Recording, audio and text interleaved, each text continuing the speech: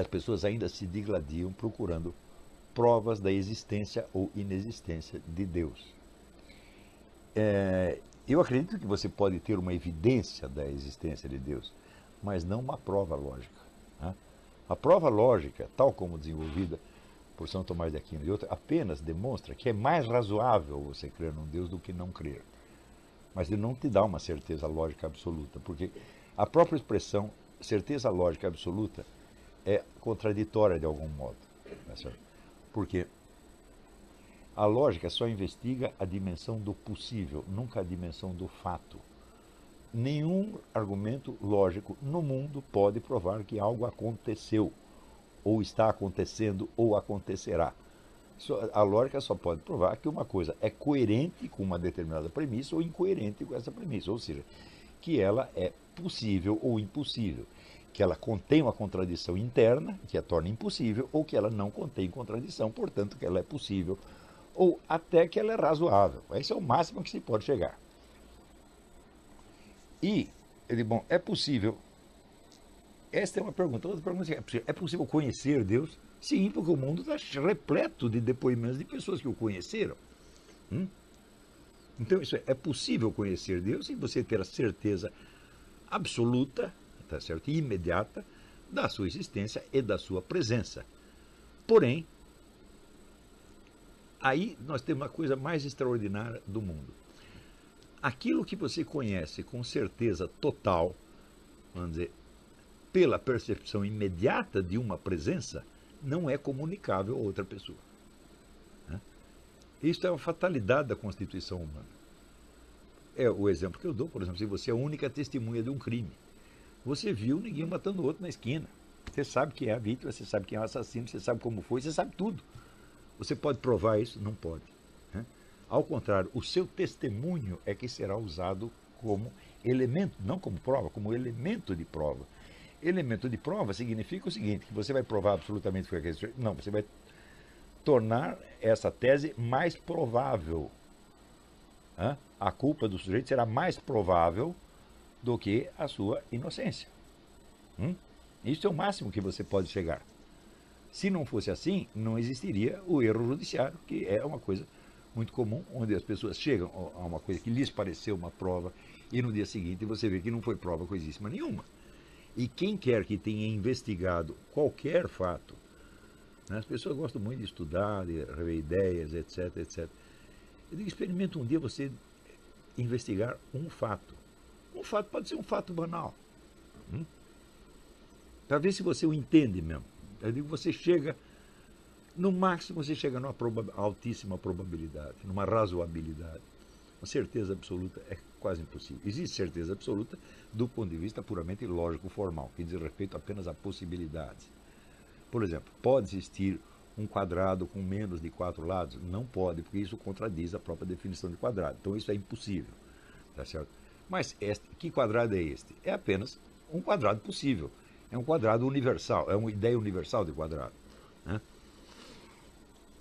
Muito bem, quando as pessoas colocam o problema da existência e inexistência de Deus, digo, você colocar esse problema no plano dos argumentos é você fazer buraco na água. Né? Por quê? Porque Deus não é um universal abstrato, Deus é uma pessoa. Né? E você não pode chegar a uma prova universal abstrata da existência de uma pessoa. Uma pessoa só se conhece por experiência. Né? Você mesmo, por exemplo, você pode provar só por argumentos a existência da sua mãe, da sua avó, da sua tia, da sua namorada, ou a sua mesma. Você não pode. Só tem um jeito, você tem que se mostrar e dizer, olha, eu existo, eu estou aqui. Tá certo? Se bem que a minha conta no Google foi suspensa porque dizem que eu estava me fazendo passar pelo Olavo de Carvalho. E até hoje eu não consegui provar que eu sou eu mesmo. Né? Então, você vê, se Deus é uma pessoa, quer dizer, é uma individualidade de alcance universal, mas ainda assim uma individualidade de uma pessoa que diz, usa a palavra eu, usa o pronome eu. Na verdade, ele é o único que usa esse termo eu com pleno direito. Porque em Deus tudo é personalizado, não há nada nele que não seja ele. Agora, em nós, cada um de nós, existe uma série de elementos que não são nós. A nossa hereditariedade, que a gente desconhece, não sabe que elementos estão lá, tem cobras e lagartos lá dentro, você não sabe. Tá certo? As influências de fora que foram se impregnando e que você não lembra mais de onde vieram, tudo isso não é você. Tanto que eu, na verdade, eu não acredito na existência do inconsciente pessoal. Eu digo, se é um inconsciente, não é pessoal. Né? Eles são elementos estranhos que estão impregnados e que me afetam de alguma maneira, mas que eu não posso dizer que sou eu. Né? Então, agora, isso quer dizer que nós somos eus, assim, por delegação, por empréstimo. Nós somos eu em potência. Ou seja, ao longo do tempo nós vamos nos personalizando, nós vamos pegando os elementos estranhos que estão em nós e nós vamos trabalhando e personalizando. Uns nós cortamos, outros nós transformamos, tá certo? Outros nós simplesmente desprezamos porque não tem importância. E no fim você vai personalizando o seu eu. E aí quando você está lá pelos 70, 80 anos, aí você começa a saber mais ou menos quem é o tal do eu. Né? Se chegar a isso. Né? Mas, quando Deus diz, eu sou aquele que eu sou, ele está querendo dizer o seguinte, que nele tudo é eu. Não há um elemento estranho, tá certo? Não há um elemento externo, tá certo? E o próprio apóstolo São Paulo, ele diz, nele vivemos, nos movemos e somos. Ou seja, não há nada que não esteja em Deus, de algum modo. Isso não quer dizer o panteísmo, de que Deus é o universo. Não, Deus é esse universo, mas quantos universos ele queira criar? Tá certo? Ele mesmo já disse que vai criar outro, não disse? Então, quer dizer, Deus não pode ser esse universo, ele transcende o universo. Então, mas ao mesmo tempo, tudo o que é, vamos dizer, neste mundo que nós dizemos que não é Deus, nós queremos dizer que não é Deus inteiro. Mas aquilo está em Deus, não há outro lugar onde possa estar. Né? Por isso que diz o apóstolo que nele nós vivemos. Né? Nós vivemos, o planeta Terra existe e os galáxias inteiras existem em Deus, como possibilidades internas do próprio Deus. Internas que não se confundem com ele, mas que também não estão fora dele. Nada pode existir fora de Deus. Né? Então, isso quer dizer que Deus é o único que usa a palavra eu com total propriedade. Nele tudo é personalizado. Existe, alguém usa uma imagem muito bonita, ele diz, em Deus o corpo inteiro é um rosto. Né? Ora, nós reconhecemos as pessoas pelo rosto. Né? Se você vê o sujeito pela ponta do dedo, você não vai saber que é ele. Né? Se vê pelas costas, mais ou menos. Isso quer dizer que no nosso corpo, somente algumas partes estão personalizadas, especialmente o rosto, especialmente os olhos. Né? Você vê, até outro dia eu estava assistindo um filme em que o sujeito fez uma operação plástica e para mudar de identidade, inclusive mudou a cor dos olhos, mas mudou a cor, mas não mudou a expressão. Então, quer dizer, o olho é a parte mais expressiva da pessoa. Você pode, por exemplo, mudar o nariz. Quando a gente fez a operação do nariz, você ainda reconhece a pessoa. Mas o olho tem uma expressão pessoal, e isso aí você sempre reconhece. Mas e o resto? E a testa? E a orelha? Né? E o braço? Mão é mais personalizada, mas pé já não é. Pé você mete dentro do sapato. Tá certo? O coitado não pode nem se mexer lá dentro. Não é isso? Além disso, você vai andando, você estraga o seu pé ao longo do tempo. Né? O pé fica todo torto, cheio de calosidade, etc. Você não pode dizer que isso é pessoal. Não foi você que escolheu que seu pé ficasse assim. Foram as condições ambientes. Tá certo? Então isso quer dizer que no nosso corpo só uma parte muito pequena é personalizada. As outras não, são elementos impessoais que nós carregamos. Né? Mas em Deus não existe isto, não existe essa estranheza, não existe essa alteridade dentro de Deus. E por isso mesmo ele se define como eu. Né? E você vê, nós levamos algum tempo para perceber eu sou eu. Né? Para você captar um pouco da sua identidade, leva algum tempo. E você pode perdê-la, qualquer doença mental faz você perder. Né? Quando você perde a memória, você perde a sua identidade também. Tudo isso em nós é incerto, ao passo que em Deus aquilo é certo e permanente e imutável. Né? Então, quando se fala, vamos dizer, de debate da existência ou inexistência de Deus, a gente acompanha, por exemplo, muitos desses debates do William Lane Craig. São argumentos absolutamente brilhantes, tá certo? E, em geral, ele humilha os adversários. Mas humilhar o adversário é uma coisa e provar a sua tese é outra. É? a existência de Deus não pode ser provada por argumentos no nível da certeza absoluta. Pode no nível da razoabilidade. Você pode até chegar àquele ponto e falar, se você não acredita em Deus, você é idiota, você é maluco. Você pode chegar até nisto. Mas isto não é uma certeza lógica absoluta. Por que você não pode conhecer isso? Porque você só poderia chegar à certeza absoluta se Deus fosse um universal abstrato. Como Deus é uma individualidade concreta, que inclusive se manifesta no tempo, sob a forma de uma presença humana, então, meu filho, você só pode conhecê-lo por experiência, como qualquer outra pessoa. E por isso você verá, vamos dizer que os argumentos pró e contra a existência de Deus são mais ou menos os mesmos há muito tempo. Tá certo? A pessoa torna um pouco mais elegante, um pouco mais sofisticado, mas não muda. Ao passo que o número de experiências de Deus que houve no mundo é ilimitado. Dessas vidas de todos os santos, santos místicos, São João da Cruz, né?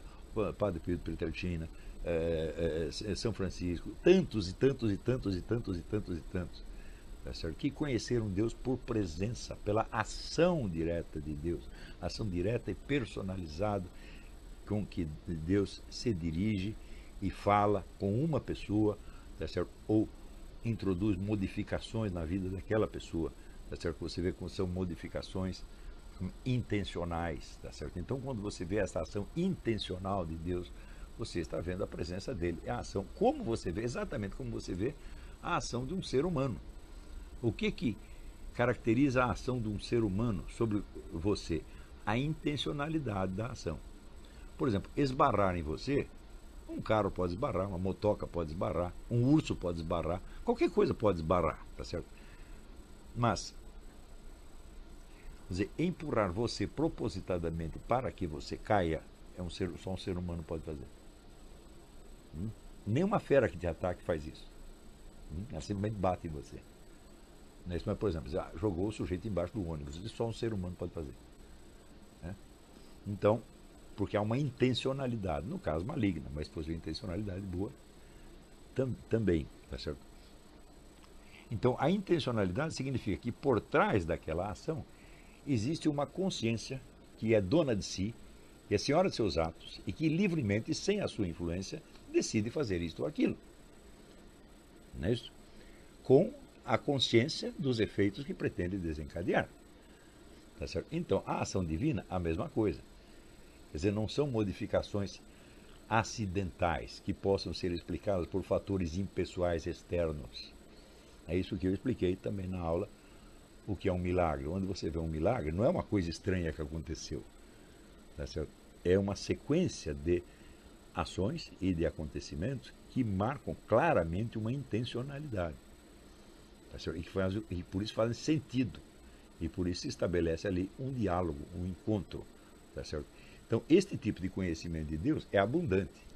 Não confundam isto com a ideia, esta sim, herética, de que só conhecemos Deus por uma experiência interior, tá?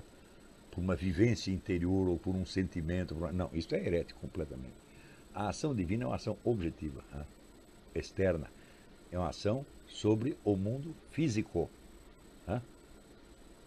Então, quando eu digo só o conhecimento experimental de Deus vale, não é experiência no sentido psicológico, subjetivo, de jeito nenhum. É experiência no sentido objetivo. Não é isso? Então, por exemplo, se você pega aquelas curas todas que Deus operou a pedido do Padre Pio de Pietrelcina, não eram modificações subjetivas. Eu tive uma impressão de que Deus falou comigo. Não, não, não. Ou era uma coisa que acontecia mesmo no campo físico, ou não acontecia. Né? Então, existe esta possibilidade do conhecimento de Deus. Mas esta possibilidade só tem validade cognitiva para aquele que a experimentou. Ela não é transmissível. Né? Mas acontece que todas as verdades importantes no mundo são assim.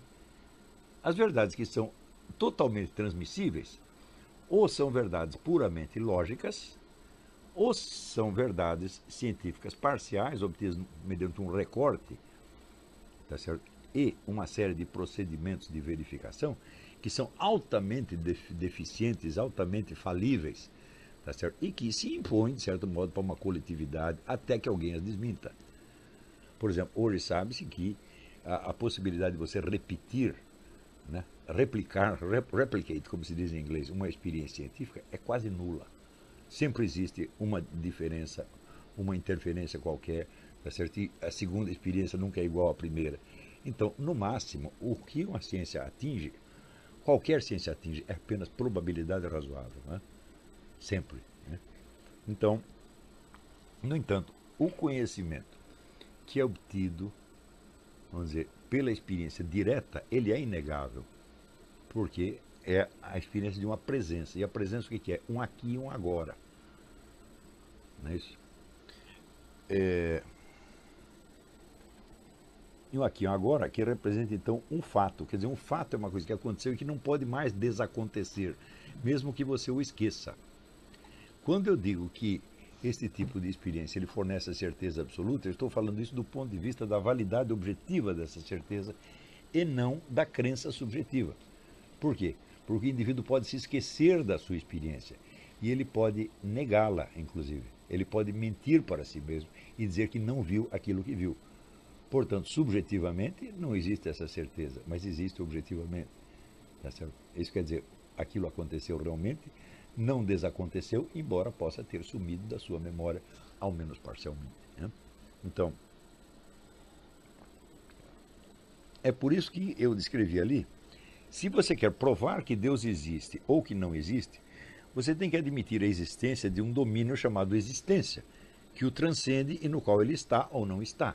Isto é coisa de maluco. Ou seja, Deus está dentro da existência ou está fora dela? Nos dois casos, ele teria que ser menor do que a existência. Ele teria que ser algo que existe dentro de um campo chamado existência. Mas se você acabou de definir Deus como um ser infinito, tá certo? Que transcende todo o campo do existente, então não tem sentido o que você está fazendo aqui. Né? Isso quer dizer que Deus não pode existir no sentido que as coisas existem. Ele pode existir num outro sentido. Então,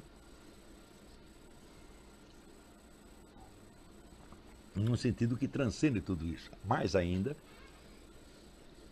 você poderia se colocar, vamos dizer, fora e acima da existência para julgar o que está dentro dela ou não? Você não pode. Tá certo?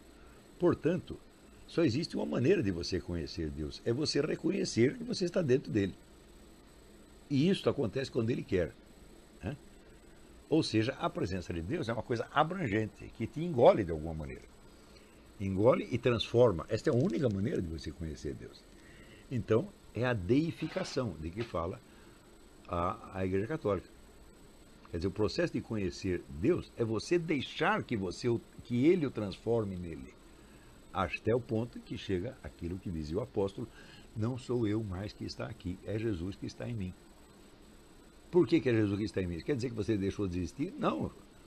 Você só existe e você só tem um eu porque Deus te insuflou esta individualidade e esta possibilidade de ter um eu. Então, quando você vai se transformando nele, você não deixa de existir, você passa a existir de maneira mais intensa. Tá certo?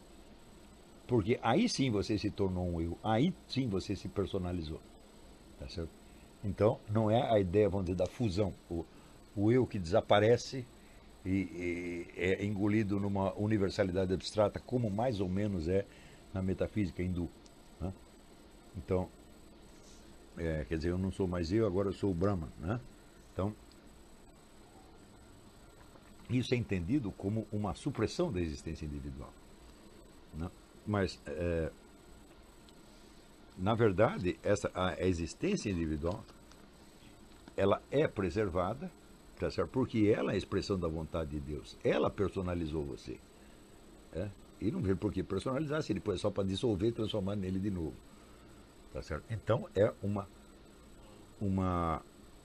não é uma fusão, é uma absorção, no sentido, uma superação, no sentido alemão do Aufhebung, uma coisa que é abrangida e superada ao mesmo tempo, e que na medida que se supera, se intensifica. Né? Então, este é o verdadeiro caminho para conhecer Deus. Agora, as provas, os argumentos estão todos no nível da razoabilidade apenas. Né?